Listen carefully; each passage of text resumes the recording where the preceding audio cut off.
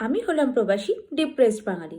কেন ডিপ্রেসড বলছি, এই যে আমাদের দেশের বিবাহিত মেয়েদেরকে বলছি, তোমাদের যখন বরের সঙ্গে ঝগড়া হয়, মন খারাপ হয়, শরীর খারাপ হয়, তখন কিন্তু তোমাদের হাতে একটা বড় অস্ত্র আছে, যার নাম বাপের বাড়ি। পেটে ব্যথা বাপের বাড়ি, মাথা ব্যথা বাপের বাড়ি, গলা ব্যথা বাপের বাড়ি, বরের সঙ্গে ঝগড়া বাপের বাড়ি, শাশুড়ির সঙ্গে দ্বন্দ্ব বাপের বাড়ি। কিন্তু আমাদের ক্ষেত্রে গলা ব্যথা, মাথা ব্যথা, শরীর খারাপ, ঝগড়া, ঝামেলা, ঝড়, বৃষ্টি, কোনো কিছুতেই আমাদের কোথাও যাওয়ার নেই।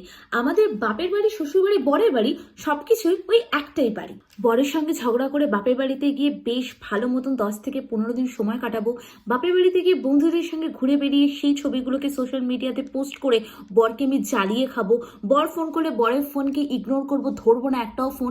এগুলো আমাদের ভাগ্যে নেই, তোমাদের ভাগ্যেতেই আছে। এবার বুঝতে পারলে তো যে আমরা কেন ডিপ্রেসড? হ্যালো, আমি হলাম প্রবাসী ডিপ্রেসড বাঙালি। কেন ডিপ্রেসড বলছি, এই যে